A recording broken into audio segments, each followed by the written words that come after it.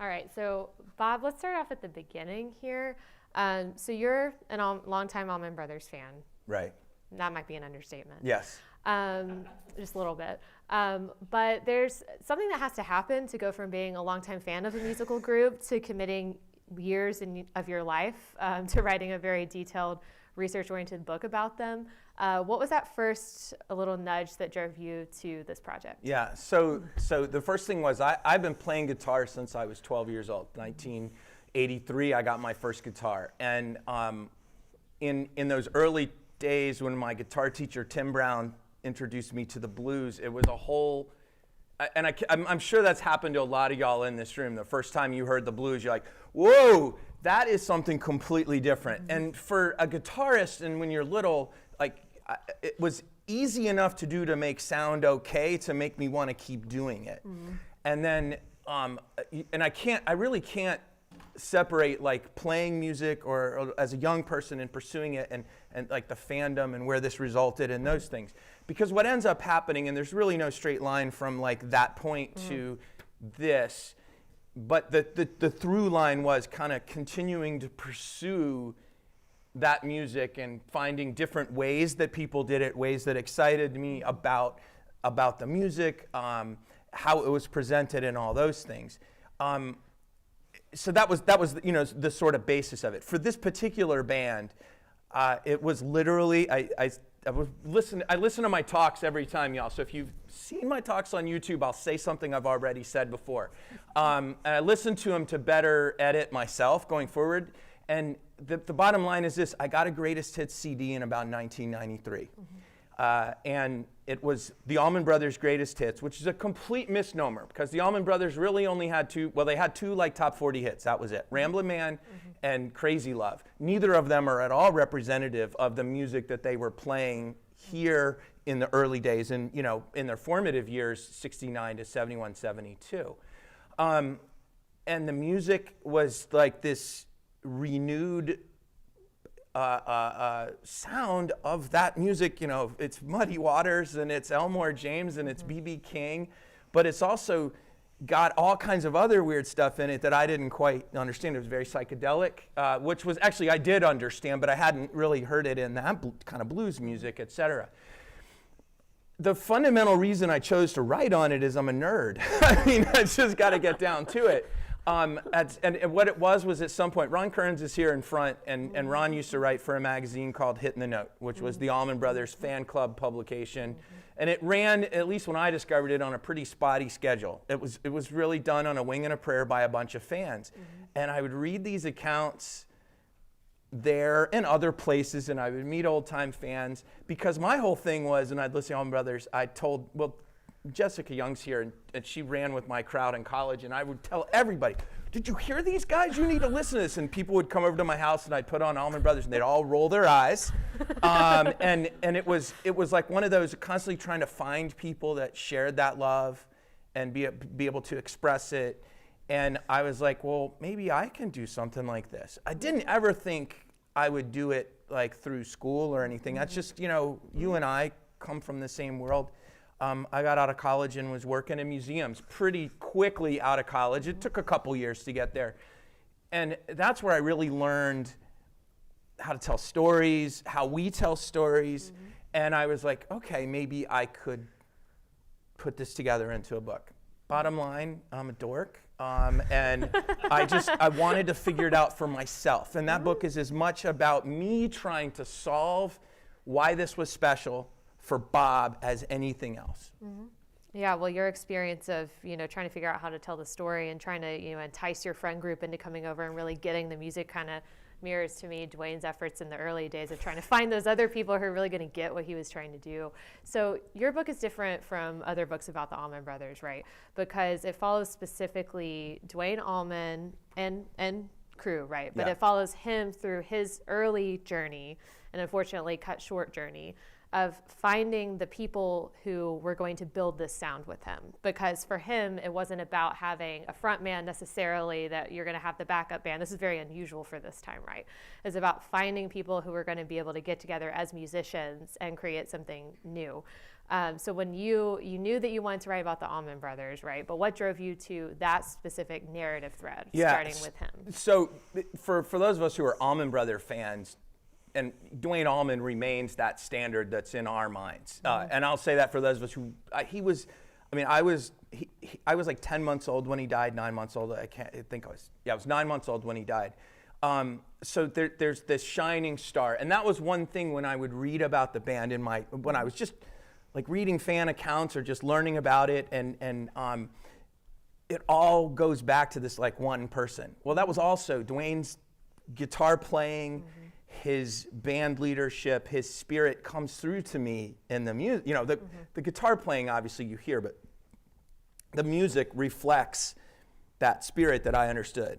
So it was an obvious choice for me to sort of, all right, what is it about him? I deconstructed the entirety of the history in my own mind. Really, by deconstructing this album is how I was able to kind of piece together how the story worked out. The piece that Claire said that I think is really important, and one of these days, people keep saying, what's your next book? And I'd really like to do a little Duane Allman and leadership lessons book or something, because I've spent a lot of time in business leadership in my life. And he did some things that work really well. And I think one of the best things was, and I was attracted to this from the beginning, was this sense of ensemble playing, which you mentioned.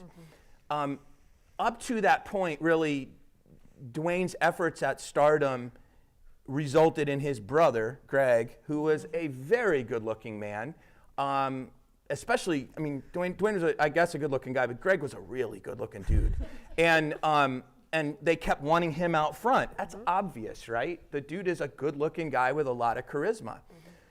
He got band members, and this is true too if you're a business person or a leader in any initiative, get people who push you, who make you do more than you would typically do. And if you are the star, you get away with a lot more, right, than if you are accountable. True, by the way, about leadership, period, as anybody in a leadership capacity. So I was really attracted to that. I'm also very much attracted to the music as a conversation, as a general theme. That's what, and I say this it's either in the introduction or preface, and my very best friend in the world, who Tim knows, actually so does Jessica, Troy Wilson, wrote me and he goes, this is my favorite line in the whole book, and it was something like, the Allman Brothers are the best conversationalists in music. And that's how I see it. Where does that come from? Like, that's a stated fact that people say. But I wanted to figure out where that came from. So one last piece on that is the Allman Brothers have a 45-year history that begins March 23rd, 1969, essentially ends as a touring band October 29th of 2014. Within that large span of history is a lot of ways and directions you can go and tell a book. I chose to start at the beginning and end it before things got a little bit super crazy with drugs and money and Cher was in the story, and that I had to have an ending point, and that's why I ended it more or less with Barry Oakley's death, because to me that ends this original period. So I chose the original time because it's what everybody talks about, and I wanted to figure out why. And then as a historian and as an author, I had to stop somewhere, and that's where I chose to stop. Yeah, it makes a lot of sense. The editor's going to send the book back to you and say, I need you to, cut it down a little bit. That makes sense. So let's take it back to the beginning then about Duane and Gregg's upbringing. So how did they first get into music? And can you talk about their early, particularly Duane's early fits and starts, and kind of how he discovered that being a studio musician, I mean, he could play as well as any studio musician, right? But that wasn't going to be the thing that was going to make him fulfilled musically. Right. So how did they both come to music? So the stories are, the general story is there are two things. They went to a review in Nashville. Jackie Wilson was the headliner, and there's a couple others. Gregg Allman tells the story, and he adds all kinds of people in it at different times that probably weren't on that tour. But the bottom line is they saw something that really shook them. And there's the story that Galadriel Allman tells in her book that I tell in mine is apparently they were up in the white section of the theater, which was at that point in the balcony because it was a black performers playing. And Duane was like just mesmerized, and he turns to Gregg and says, little brother, we got to get into this. They go home, and around the same time, Gregg starts playing guitar for somebody that's in their grandparents' neighborhood in Nashville. Eventually, they both start playing guitars in Daytona Beach, and they're all throughout Florida. They tour kind of regionally through Florida, 64, 65, and then when Gregg graduates high school in 65, they take to the road as the Allman Joys at that point. And I'll say, that was a big step. That was musicians, when I was looking at them, as the musicians drop off, as he forms his bands, it at one point, okay, we're going to the road, a bunch of Daytona Beach musicians stay back. Then they're touring as the Allman Joys. They go to Nashville to record some demos for Buddy Killen, who actually played on much of George Jones' stuff. He was a Nashville A-Team session musician.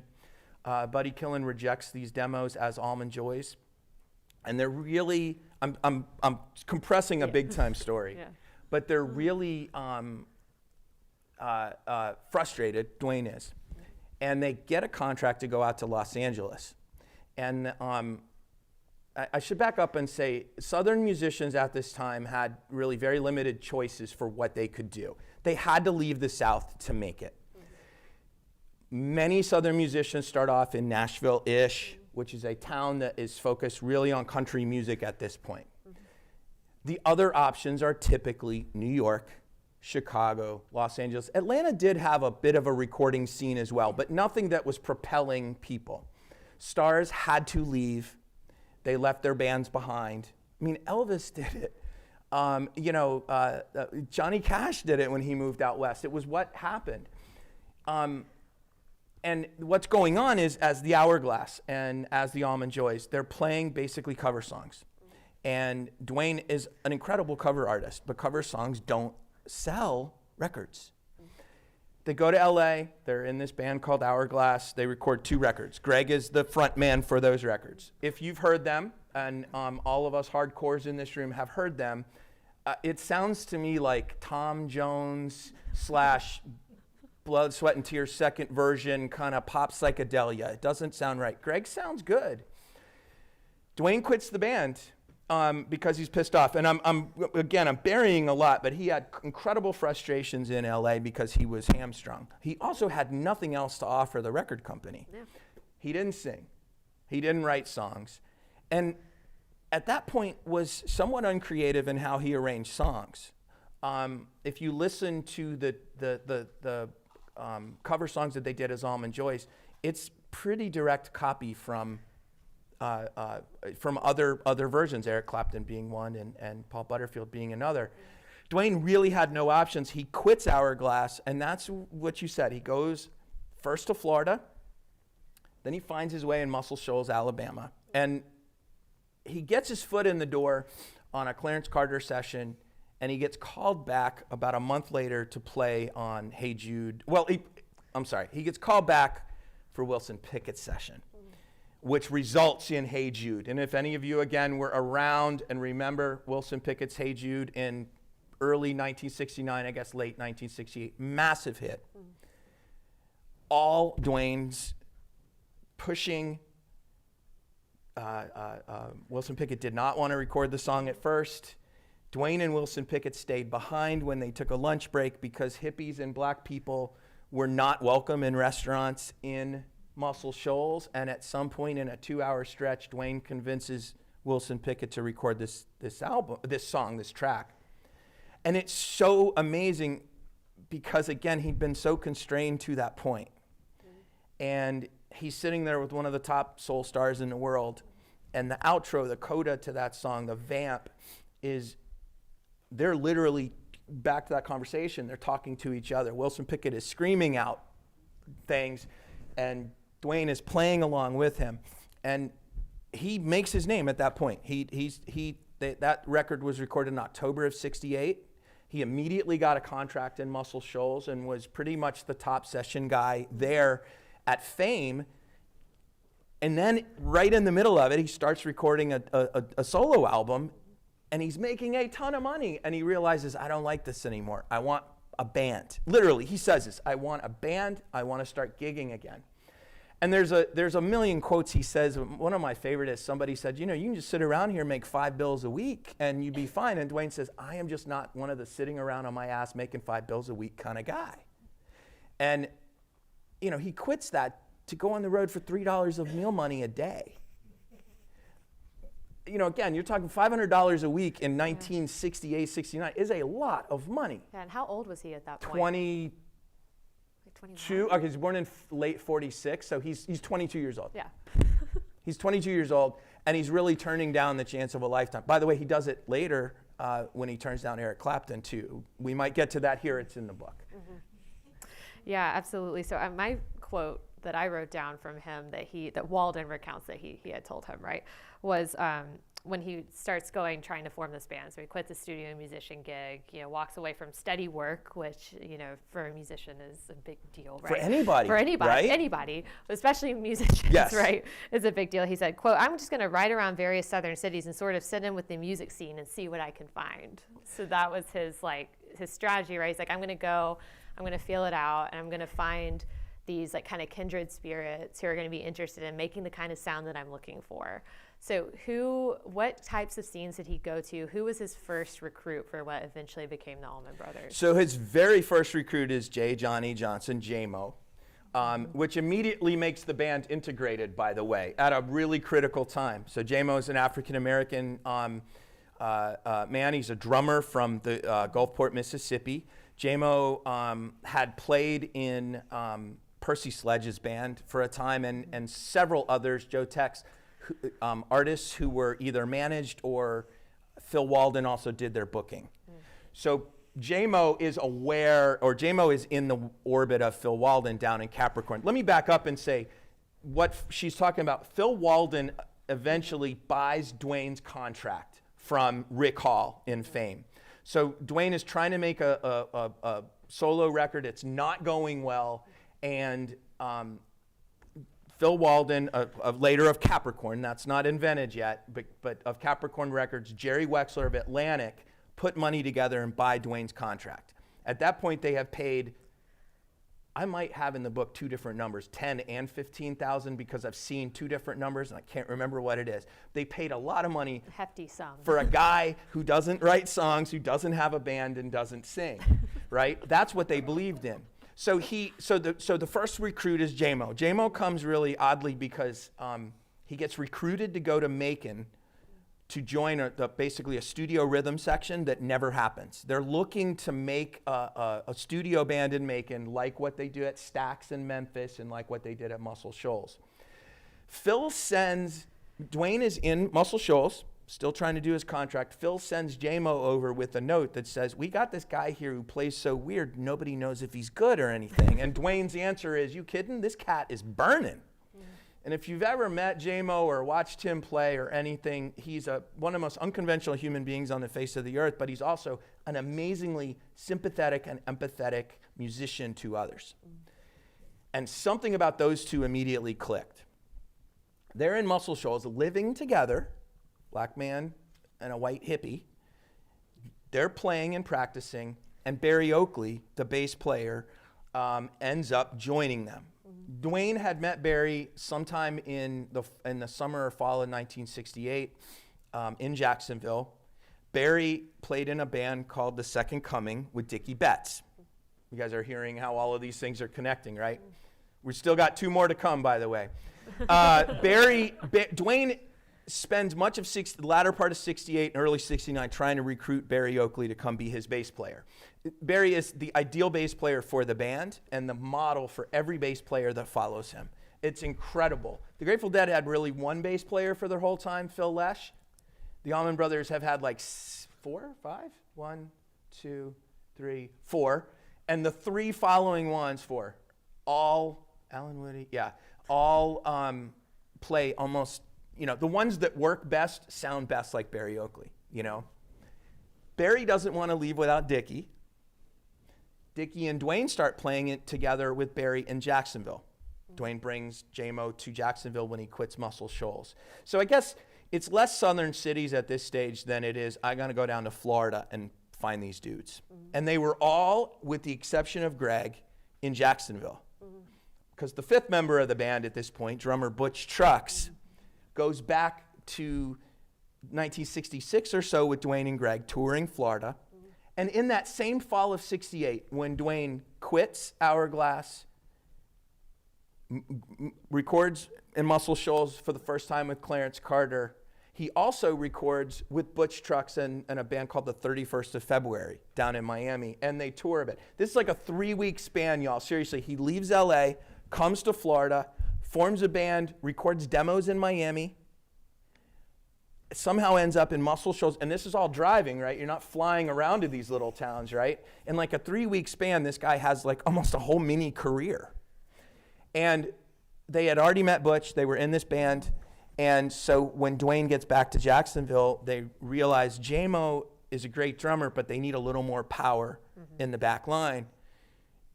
Jaimoe says Duane always wanted 2 drummers. That's unique, right? Now we're at 2 drummers, 2 lead guitar players, also not happening.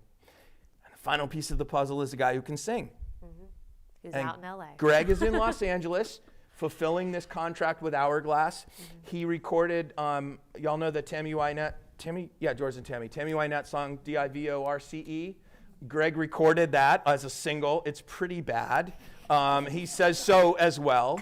But while he's in LA without his brother, he writes It's Not My Cross to Bear, which is the song that basically leads off their debut album. It's the second song. And the song Dreams, that I think is one of the greatest songs in the history of recorded music. Duane calls him after those 5 have their first jam in a little house in the Riverside neighborhood of Jacksonville called the Gray House. There's a historical marker there now. And he calls up Gregg and says, look, these guys are good. Really not doing a lot of singing, or their singing's okay, their writing's okay. And the comment is, I want you to come here and send it somewhere. Gregg tells multiple stories about how he got home, including that he hitchhiked home. Kim Payne, one of the roadies, said, no, I drove him to the airport. So, it's stories are hard. That's why the stories that end up in there are the ones that really have the best verification. Yeah. But Gregg ends up in Jacksonville, and that's it. The band is immediately locked in, pretty immediately. And that was it. Duane was looking for that combination of pickers. Gregg was always going to be his singer. Jaimoe has said that from the beginning, but the 2 were not getting along at that time, so they were pushing Duane to call Gregg. And then there were always issues with brothers and bands and all this sort of stuff. So it wasn't like it was going to happen, like it was fated to happen, but it wasn't a straight line, like I said, and nothing's really a straight line either. Yeah, and it's so amazing. What you mentioned about how Duane did all of this in just a span of a few weeks. There's a few times I was reading in here, and your chapters are, done by time period. And there's a couple times where I'm like, wait, this is only a couple of months for this whole chapter. It's because he was, shoving so much. I mean, he had almost multiple careers before landing where he was, and they were all so young too. Yep. That's what blew my mind when I was looking at their ages, and their kind of interesting approach, also kind of reflects their age. Where they're like, we don't care about the money. We're just going to jam, and we're just going to make music, and we're just going to find a way to make it work. Which, of course, luckily for them, it did. But that was far from certain when they started. Absolutely. So their first couple of years, I think you wrote in the book, for their first, I want to say 2 years, they were on the road for 300 days a year? Yes. That's crazy. Yeah, they would advertise for years. We as fans would say they played 300 shows a year. There is no way, but they did play probably 250 shows a year between 1969 and 1971. They were playing an awful lot, and they did not spend much time home at all. That's a punishing tour schedule for anyone. But then also looking at who the Allman Brothers Band, who was in the band. I want to spend a moment. You mentioned earlier that hippies and African Americans in the South were going to run into problems when they were traveling around towns. I don't think I fully had internalized. Obviously, about race relations, I was very aware of that dynamic. I don't think I had fully internalized how much animosity there was towards men specifically with long hair. I mean, you talk about in the book some of those instances. So what was it like for them, being so young, being on the road constantly, being on the road as an integrated group, and being on the road as an integrated group with a bunch of guys with long hair who, I mean, y'all all know what they look like, but the photos in the middle just really reinforce looking like some dirty hippies. They look like outlaws. Yeah. What was it like for them? So this is a big part of the story, and it's a story of the music of the South, and it's a story of really modern music too. Black influence, the African American influence, is so deeply rooted in American popular music. Without it, we do not have what we know of today. They embrace that. Duane and Gregg did from the very beginning. It's every audience I talk to. We can claim to be colorblind all we want. We are not. We cannot be. I mean, metaphorically colorblind. I know some of you guys are literally colorblind, but you can't not. You can't say I don't see it. I don't, and like I don't think literally can say I don't see race or it doesn't exist or it's not a problem for me, blah blah blah, because it just exists. It's a fact of life. It's a fact of the existence of people. Duane and Gregg embraced this from the beginning, and earlier in the book I've talked a little bit about the integrated bands. They played in integrated bands in Daytona Beach, Florida, and we don't think of Daytona Beach, or at least I don't, as a hotbed of segregation, but y'all who grew up in the South, you know what it was like in that era. They were crossing those boundaries with their long hair from the beginning, and had a real, Duane and Gregg both had a real issue with people who had an issue with that, so it was very natural for them. I think because of that embrace of black music, black culture, and African American musicians as musicians and as brothers in arms, if you will, I think that the hippie part of them, of their being, which was such a threat, to the social order here in the South, they recognized this kindred spirit with not with black musicians, with African Americans. And my understanding about that crew was they were very much a brotherhood because they were all working for this common goal for the music. I mean, in any adverse situation, you do seek, sort of empathetic, sympathetic characters within it that help support you to keep you going. And they believed in the music, that much that they were willing to endure that. There's a lot about their long hair in the book. And I was encouraged by my editor to talk a little bit more about that in terms of gender. And we talk a lot about gender now. I'm not going to get too deep into it, but you have to remember, in 1969, for a Southern guy to go around with long hair was not cool. I mean, I'm sorry, it was very cool. It was not cool, though, to the social order. It was a bit of a threat. It felt threatening, yeah. Running around with a black guy and a whole bunch of white women. I mean, to say, that is a dangerous situation in this whole entire time period. And Duane, they got arrested in, 1971, about a week, this is crazy, a week after At Fillmore East, they record it, they get arrested in Jackson, Alabama. And they get arrested with I think I use this book because I've loved this word since freshman year English. They had a pharmacopoeia of drugs with them. They had a collection of everything from horse tranquilizer to PCP to mushrooms to heroin, cocaine, etc. And they all got thrown in the black jail of Jackson, Alabama. I've never heard Jaimoe speak about this incident.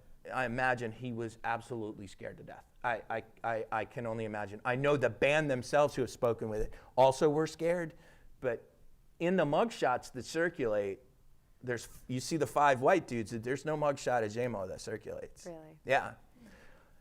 I'm not conjecturing. I'm not making anything up. I'm just telling you guys, what the story. It was dangerous. And by the way, when you're doing a bunch of drugs and looking like a bunch of pirates, driving around middle America in this era, you're taking a chance. Yeah, and it's not like the road life is easy, or that you're going to always run into good characters on those trips either. So if you compound that on top of having to, just even finding accommodations or finding places to eat, when you're on the road in that situation, it was just such a such a harrowing time for them, and something that I think your book does a really good job of helping us to appreciate, of what some of those specific instances were like.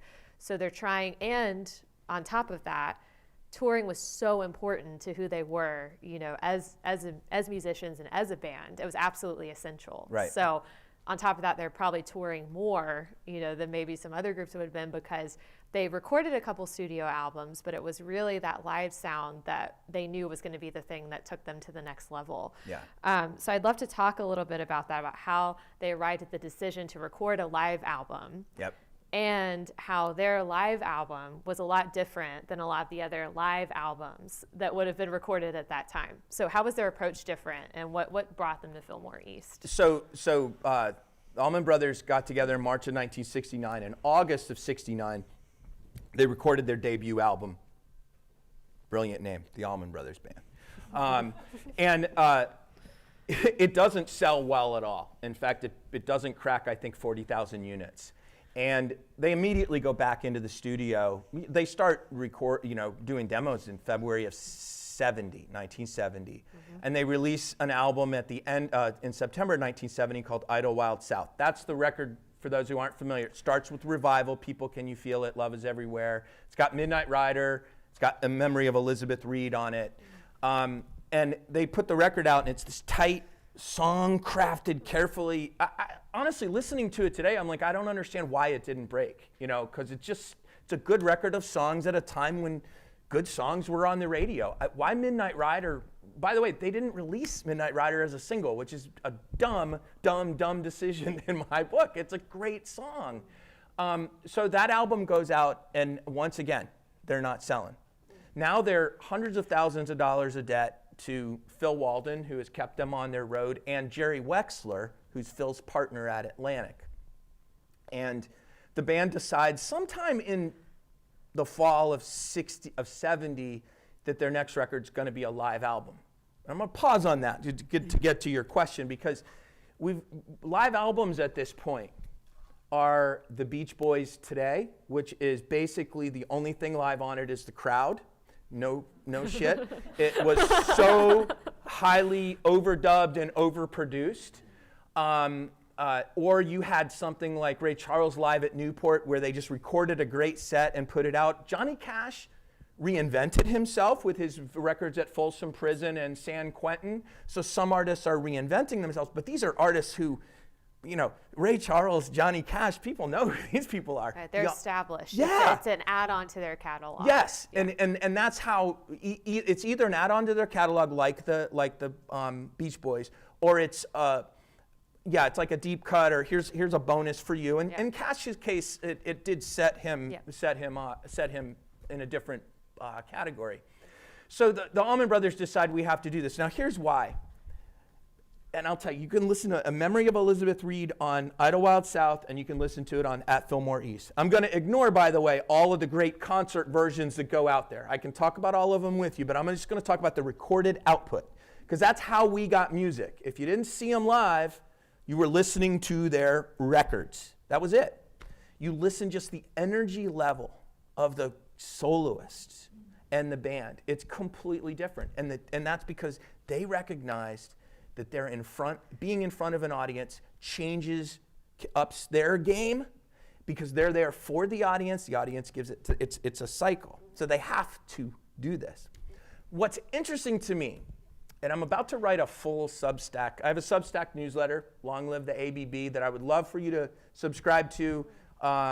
Maybe drop me a paid subscription to help me keep doing this sort of stuff.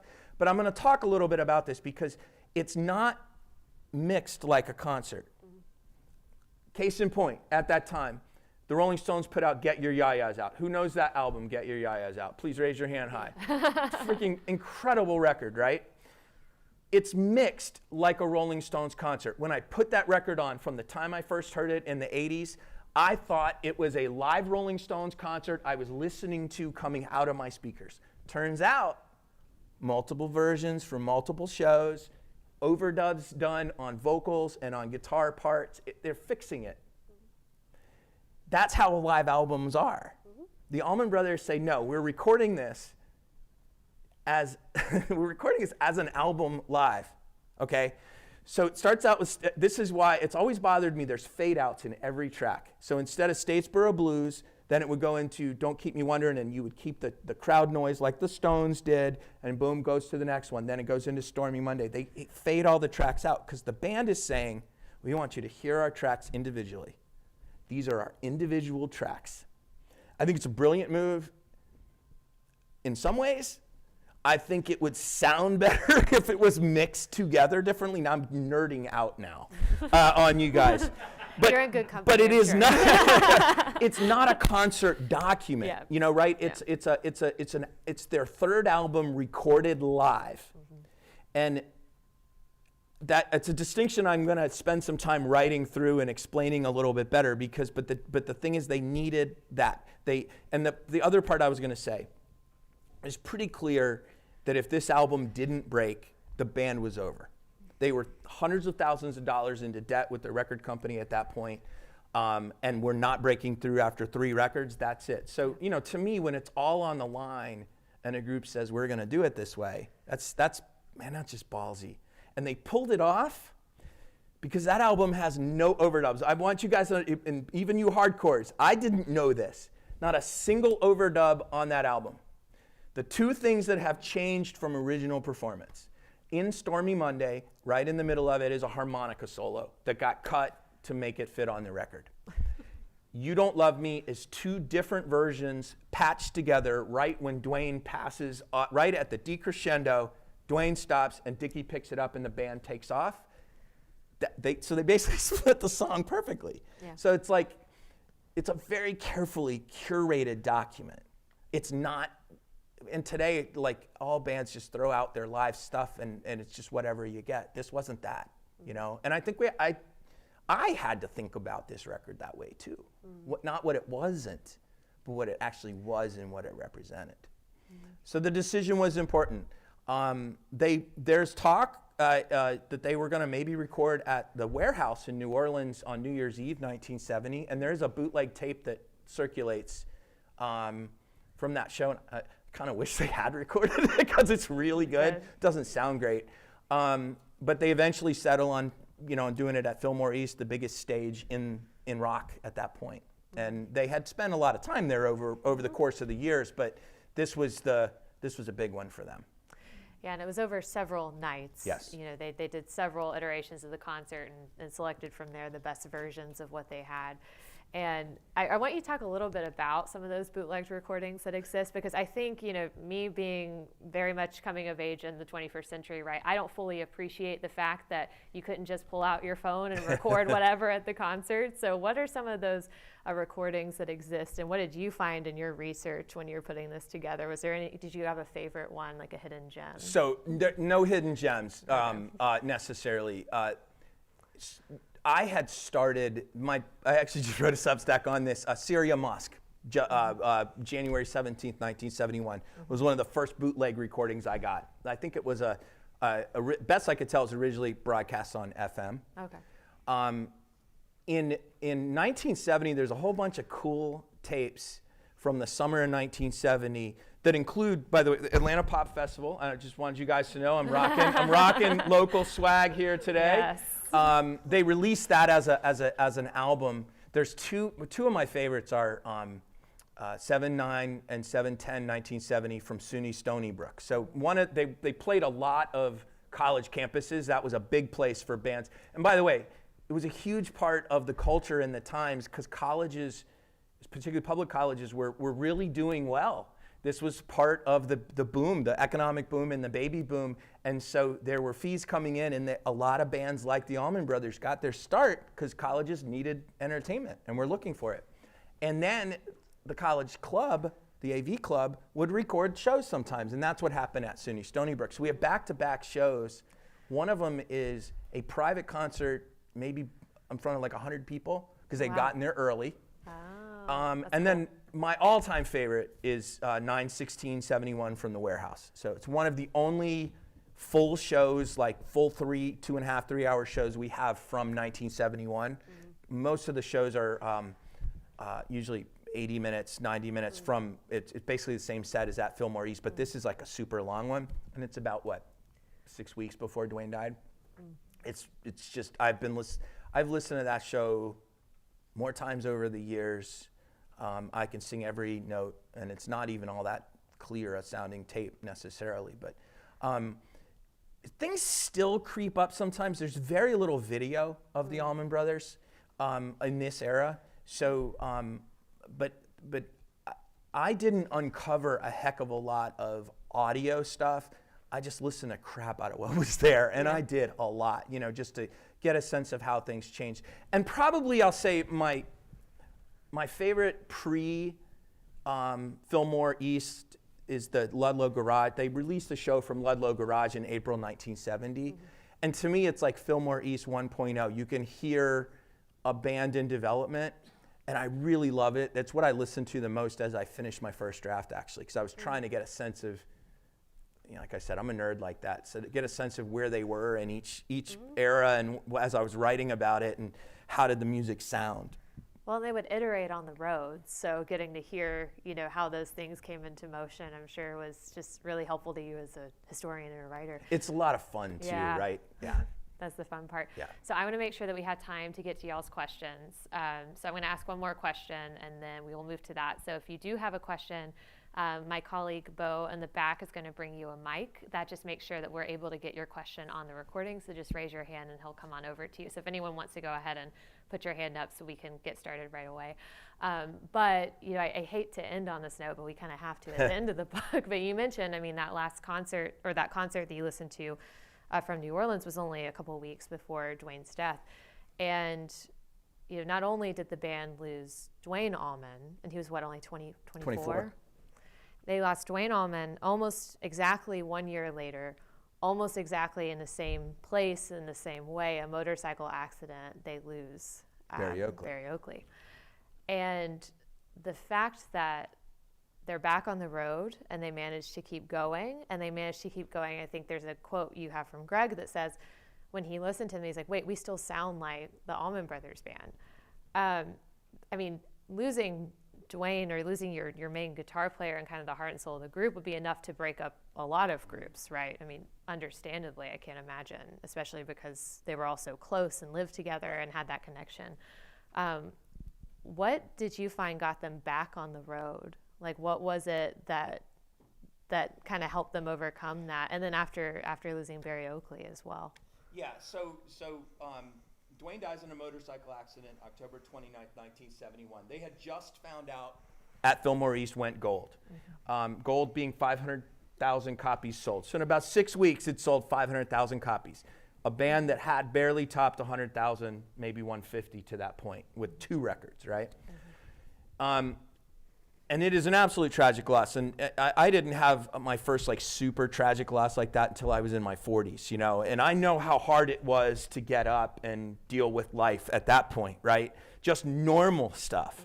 I can't fathom, you know, what they went through and how they did it. It is part of what I find the story so remarkable, because it really is. It's like this guy forms a band, Duane forms a band, it on these ideals and these concepts and the way that they play and the way that they're going to interact with each other and the world. He dies, and they say, all right, well, we owe it to him to continue on in this because this music is so great and we're enjoying it. Sadly, it cost Barry Oakley his life a year later, and that year they toured. They had 90 shows without Duane between Duane's death and Barry's death in late 71, 1972. And they come home, and Barry dies in November of 1972 in a very similar motorcycle accident. Barry really apparently never recovered from Duane's death.